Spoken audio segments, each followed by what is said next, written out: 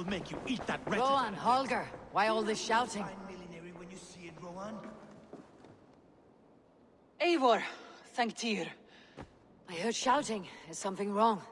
Holger robbed me, and I demand he be punished. Ha! Raw disappointed word. Does the deer rub the stream when she takes a drink?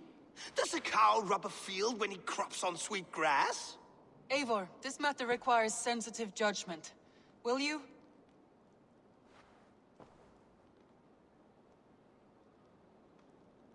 Of course.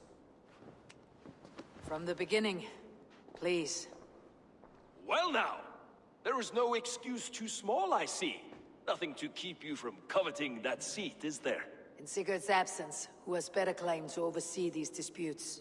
You might leave them to work it out for themselves, but that would mean letting go, would it not?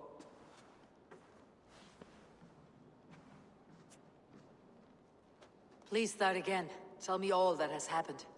I will start. I have been falsely accused by this Saxon Philistine. A filly what? Are you mocking me? Silence, please. I'll hear both of your complaints and render a decision, awarding compensation if needed. Understood?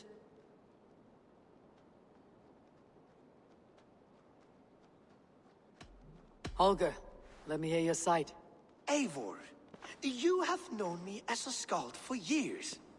You have seen how my poems bring life and joy and wisdom to our people.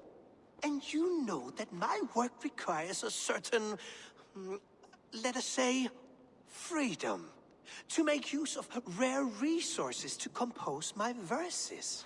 Often when lacking the proper tools, I have made use of novel items. Alvis's walking stick, Tovi's inks, all were given gladly. You cut off my horse's tail to make a brush, you bleeding... Rowan? As I was saying, this morning in the throes of poetic reverie, I realized that my latest piece required delicate brushwork. I could have used a frayed stick, some cloth, my hands, but no. I needed something gentler, softer. To make a perfect brush, I needed the fine hairs of a well-raised horse. And so I availed myself of a local resource. You clipped Alfgafu's tail to the rump without asking. It was early. I did not wish to wake you. Thank you, Holger. I believe I understand your position. Rowan, tell me your version of these events. As you are aware, Holger and I are neighbors. Near enough that I often catch him at my stables, stealing my tools. Borrowing. Holger, let him speak. Stealing, borrowing. My point being, I have always allowed him to use whatever he pleased. I greatly admire your Norse generosity and had hoped to match it. But this morning, Holger stretched the limits of my grace. Entering my stables for their feed, I found my most beautiful, gentle mare stripped of her tail. Bereft, not a strand in sight. I am ashamed to say my natural suspicion drew me to Holger, and how right I was. For when I peered across the lane, there he was, gripping a horsetail brush slathered with indigo, dragging it across a sheet of... Painting, Rowan. I was painting. You make it sound so crude. You see? Such willful arrogance. It will take ages for Ilgafu's tail to reach its former length. I demand compensation. I understand. Thank you, Rowan. I believe I have heard enough. If you'll... My horse looks like a fool, Eivor.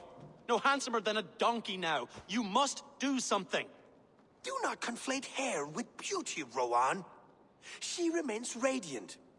Elgifer's hair will grow back in no time. Quiet, both of you. Now listen.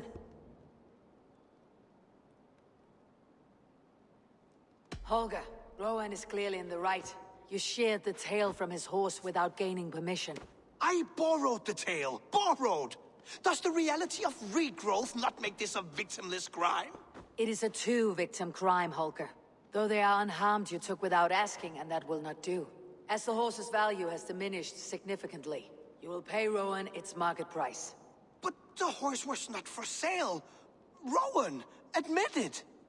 My decision is final, Holger. Pay what you owe and meet tomorrow as friends. And if I do, may I keep the horse? Pay the man and be done with it. Rowan, does this satisfy you? It does. Thank you, Eivor. Good. Then by Tyr's blessing, let this matter rest. We are done here. Return to your homes in peace.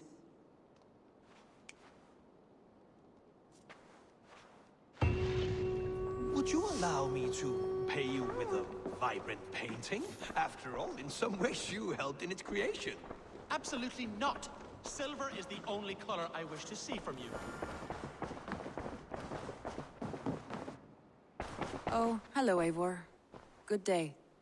That Holger, he is quite the character. I almost envy him.